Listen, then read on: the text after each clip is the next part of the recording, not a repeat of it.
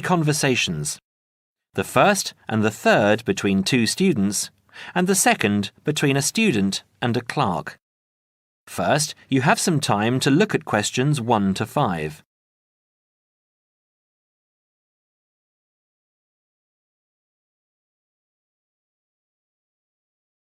Now we shall begin.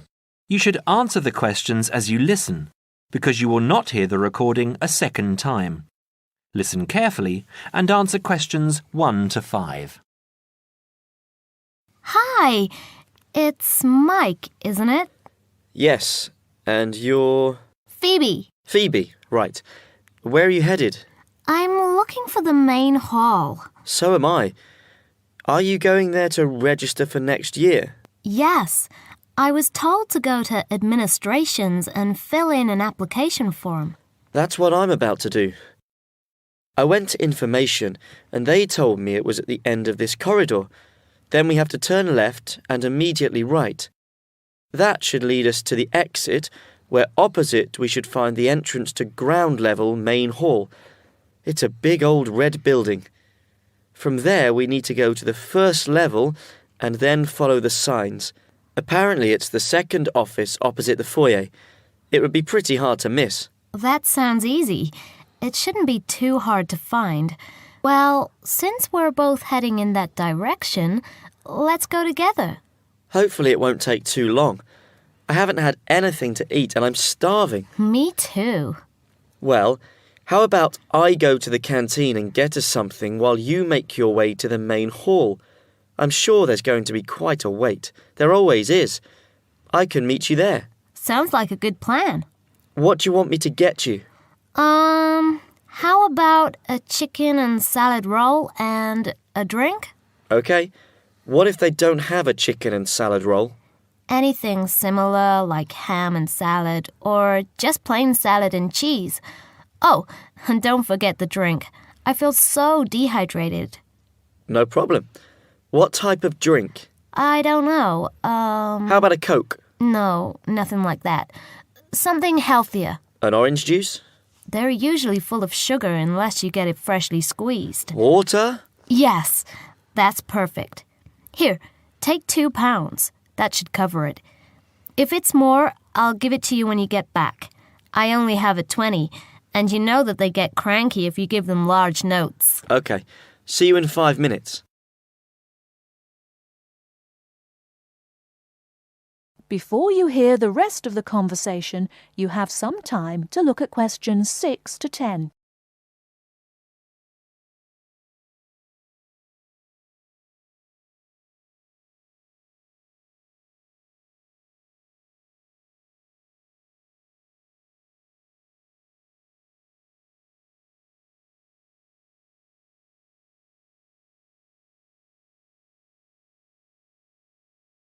Now listen and answer questions 6 to 10.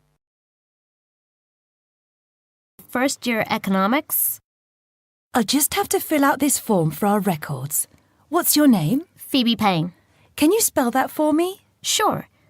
P-H-O-E-B-E-P-A-Y-N-E. Your address? 6 Wainwright Avenue. That's W-A-I-N-R-I-G-H-T, Nottingham. Nottingham.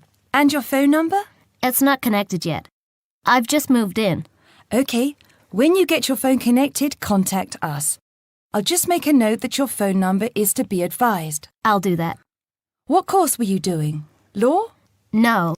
Economics. First year. First year economics. Yes, that's right. Okay. Take this card across to the economics department and get it stamped. And then you need to come back here to pay your fees. I've made an arrangement to pay in installments. Do you have any documentation verifying that? Yes, I have a statement from administration. Okay, when you return, we'll have a look at it. Thank you very much. Here you are. It was quicker than I thought, but I have to get this card stamped and return here to organize my fees. That's good. It means that I won't have to wait long either. How did you get on? What with? Oh, the food. Well, there wasn't much left, so I got you a cheese and tomato sandwich and water. That's fine. Do I owe you any more? No, I need to give you back £3. But I only gave you 2. Oh, yeah. I thought you gave me a £5. OK, so we're square. So what do I have to do? Go to the desk and give your personal details. Then they'll give you a card that you need to take to your faculty. What's your major? Environmental science. Okay, so you'll have to take the card to the environmental science faculty and get the card stamped, return to administration in the main hall, and organize your fees. And that's it? Yes, that means you're registered. Then we receive a letter with the details of our course where we'll be informed to go to the notice board or online to find out when and where our lectures are.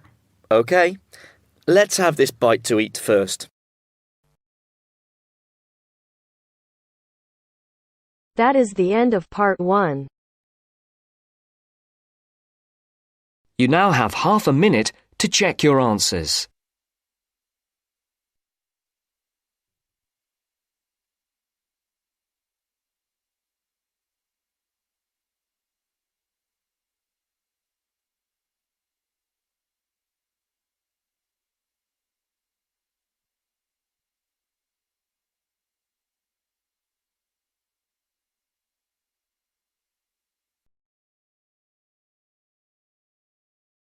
Now turns to part 2. Part 2. A conversation between Mrs. Lamb, a member of the staff in a large hospital, and Andrew, who is a student in the nursing school. Mrs. Lamb is explaining the rules about visiting hours in the hospital. First, look at questions 11 to 14.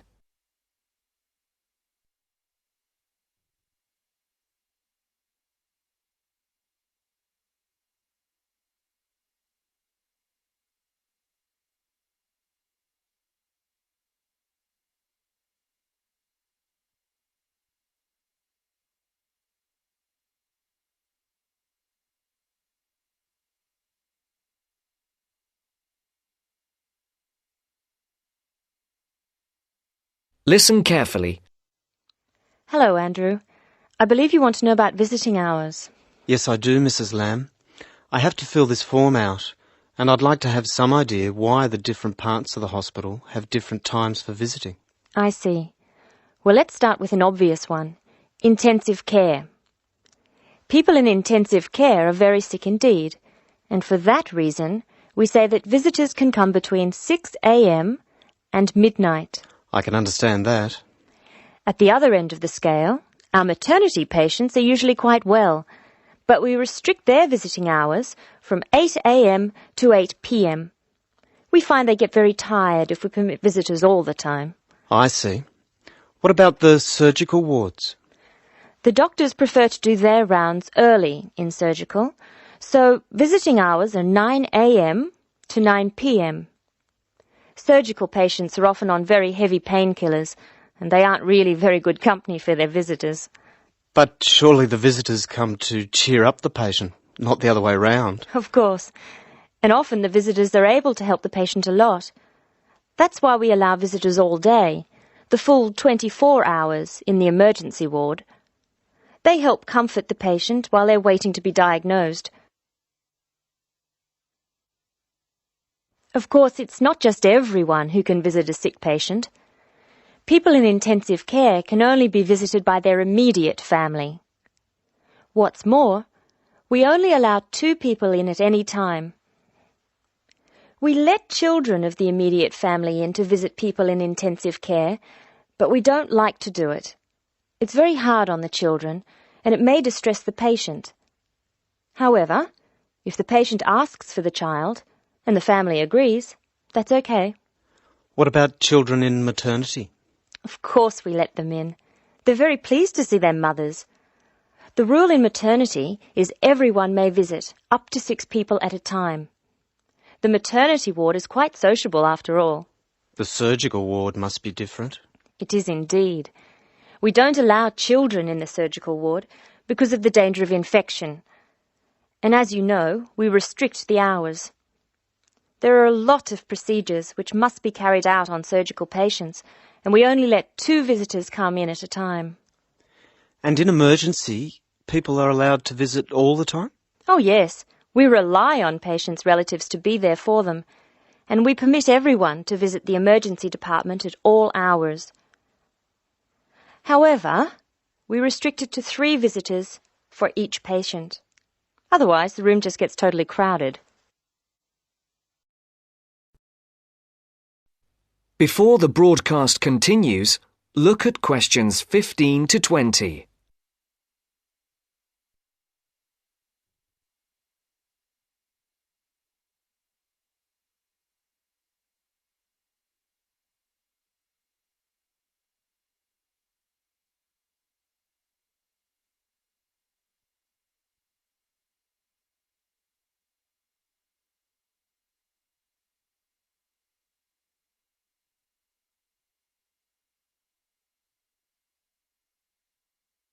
You will now listen to the second part of the talk. Now I have your schedule for the next week's observation sessions. Are you ready? Yes. Where do I start? On Monday, you'll be in male surgical in the morning and in female surgical in the afternoon. You'll be following Dr. Shea on her rounds. Thank you. And on Tuesday? On Tuesday, you'll be with Dr. Thomas in the morning and Dr. Robertson in the afternoon. No, that can't be right. You're with Dr. Thomas in the afternoon and Dr. Robertson in the morning. Do I ever get to see Dr. Kim? Yes, you'll be with Dr. Kim on Thursday and Friday. She'll take you through the children's ward and through our new teenage ward for 12 to 15-year-olds. Great. I've read a lot about that new ward. Will I see the schoolroom? Maybe another time. And what will I do on Wednesday? On Wednesday, you'll join the other students for lectures. You'll be in the Redmore lecture room between 8 and 10 a.m. and later between 2 and 3 p.m. Thank you. Do you know how big my class is? The intake this term is 200 first-year students. I'm pleased to say about 1/3 are men, which is good. Nursing used to be an almost entirely female occupation. I know. My father trained as a nurse, and he was considered very unusual. Is he still working as a nurse? Yes, he's working in a hospital in the country. I guess I just wanted to follow his example. That is the end of part 2. You now have half a minute to check your answers.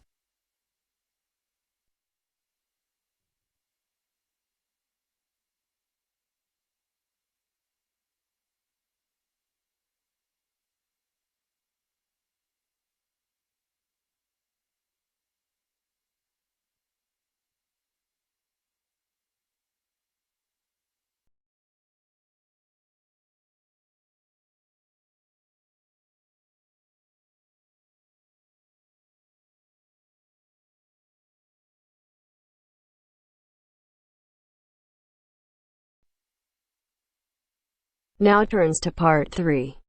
Part 3. You'll hear a discussion between 2 students and their teacher on a planned charity event.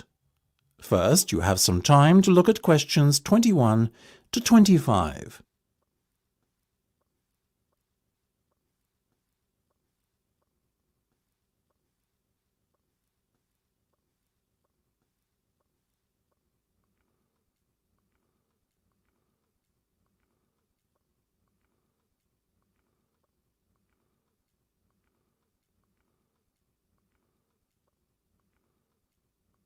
Now listen carefully and answer questions 21 to 25. So, are you making any progress with your plans for our annual charity event? I guess first things first, have you decided what charity it will be in aid of this year? We're thinking about Help the Children Africa, sir. Well, that's Mark's idea, sir, but I myself prefer a local charity called the Meals on Wheels. I'd have to agree with Laura on this one, Mark. After all, We're supposed to be giving back to the local community, and although helping African children is a very worthy cause, it's a little outside our remit. That settles it, I guess. Moving on from the beneficiary question, have you made a decision on what type of event it will be? Yes, we plan on doing something a little different this year. We're calling the event Balloonathon. Basically, we're going to offer balloons for sale to all the students. Balloons? I don't see where you're going with this. Why would they want to buy a balloon? Well, here's the thing. We don't actually give them the balloon. Instead, we'll write their name on it along with the special phone number, and then we'll release all the balloons into the air. When they fall to the ground, if a person finds one and rings a special number, then both he and the student who've bought the balloon will win a gift voucher. That sounds like an excellent idea, guys. Well thought out. This Balloonathon has a real novelty value attached to it, don't you think? Exactly what we said, sir. The only drawback is that the gas you put into the balloons is rather expensive. How much? About £20 per canister, and we'll need about 10. And how many balloons are you planning to blow up? Well, there are over 1,000 students in the school, so if even 1/3 of the students buy one, we'd need about 350 balloons. We've decided to order 500 so we don't run out. The good thing is we can return the canisters of gas if we don't use them, and the balloons aren't expensive, so there's no real risk of us spending a lot of money without getting a good return. You two have really thought this one out. I'm impressed. Before you hear the rest of the discussion, you have some time to look at questions 26 to 30.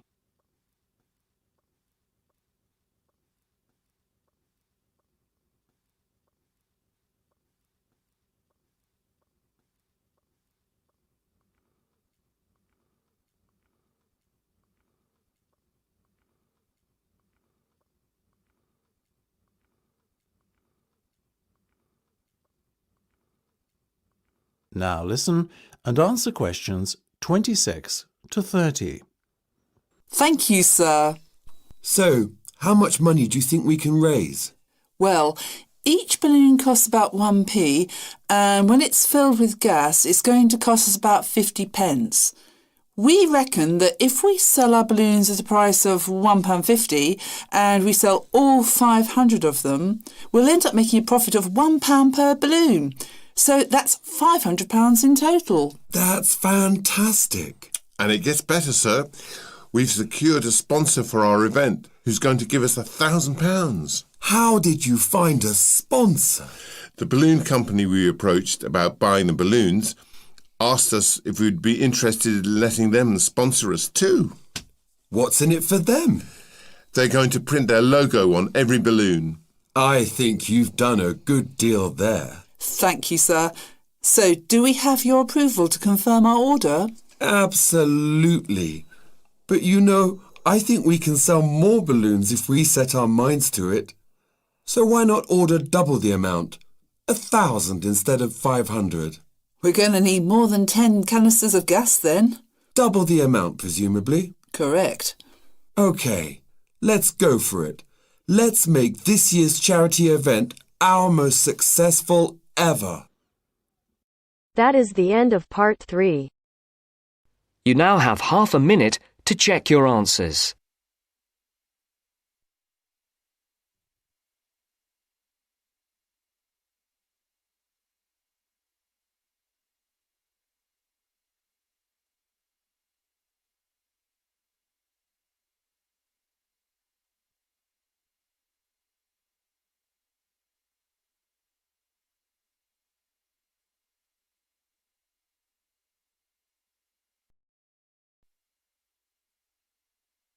Now turns to part 4. Part 4. We're going to hear a talk on wild rice. First, you have some time to look at questions 31 to 40.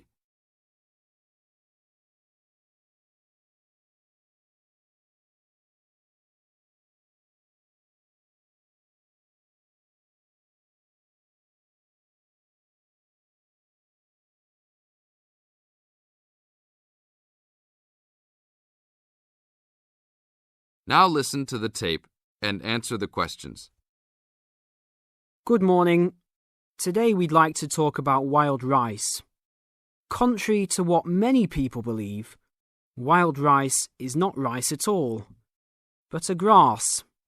Much of it sold in the world today is not even wild, but rather cultivated varieties that do not occur naturally.